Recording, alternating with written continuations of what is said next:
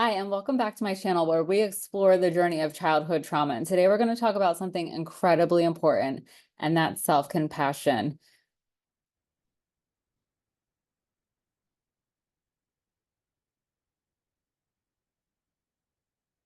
Because let's get something straight. Healing from childhood trauma is brutal. And if you think you can just push through it without changing how you treat yourself, you're in for a rude awakening. And I don't mean to be that blunt, but it's true. And today we're going to talk about self-compassion. Not the fluffy, feel-good kind, but the raw, uncomfortable truth that it is a necessity and not a luxury on this journey. And if you are always tearing yourself down every time you struggle and you're sabotaging your own healing, it's not okay. And it's not going to help you to heal if you're constantly at war with yourself. So you have to use self-compassion, and it has to be your non-negotiable. It's the same thing as self-care, which I talked about yesterday. And so if you think it's optional, you are literally just setting yourself up for failure. If you think it's optional, you're literally setting yourself up for failure. And let's be real, self-compassion isn't about giving yourself a pass to be lazy or avoid accountability. It's really about survival. It's about acknowledging that you've been through hell and that beating yourself up isn't going to get you out of it. It's the difference between drowning in your pain and giving yourself a fighting chance to heal. And healing is ugly. It's messy and it's going to drag you through some really dark places.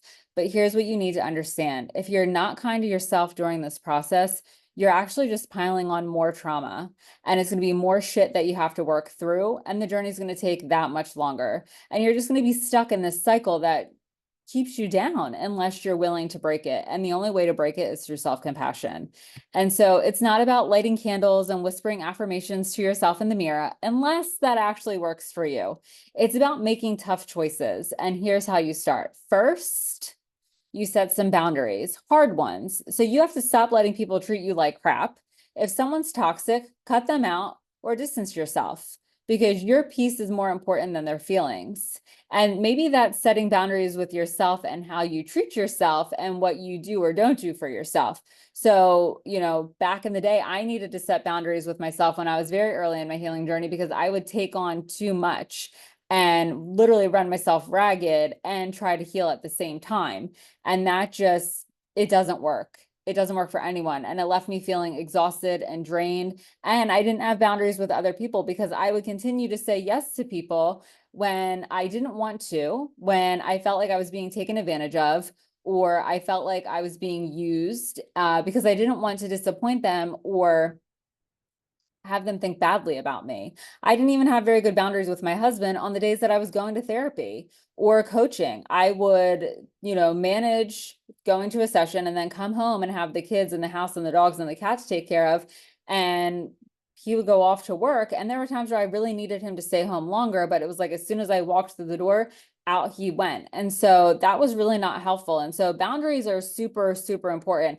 And I know we're not used to setting boundaries because we're used to being at everybody's disposal. We're used to letting people have free reign of us, and that has to stop. The second thing is that you need to start talking to yourself like you'd talk to a friend. You wouldn't tell a friend that they're worthless because they're struggling. So why would you say that to yourself? If you catch yourself in those moments and replace that garbage with something real, like, I'm going through a lot and it's okay to take a break, you're actually doing yourself a huge favor, because you're essentially giving yourself permission to take that break that's needed, but also to see things a little bit differently so that you don't feel like it's a constant struggle, climbing up the mountain without ever getting anywhere fast. It doesn't have to feel like you're on the hamster wheel when you're in your healing journey. There are times where it's okay to let the wheel stop spinning. And if you can talk nicely to yourself, it's going to give you that chance to let the wheel stop. The third thing that you need to do is you need to give yourself permission to feel. Feel the anger, feel the sadness, feel the frustration, because feeling all of those things, that's actually part of the healing process. And so telling yourself you should be over it by now, or it's not really important and you don't need to work through it, is also not okay. You have to feel what you need to feel and you have to let it out, because I tried for so long to not feel those things because I had felt shitty for so long. I didn't want to feel shitty for another second. And so I tried to sugarcoat everything. I tried to basically act like I wasn't angry, I wasn't upset, I wasn't frustrated, I wasn't sad, I wasn't hurt, I wasn't any of those things. And essentially it like put this fake facade on. And then I felt even more angry and resentful than I did in the first place. So you have to be open and willing to let yourself feel the feelings in order to be able to process them and let them go. But when you are feeling those feelings, be gentle with yourself. Go back to step number 2 and talk to yourself the way that you would talk to a friend.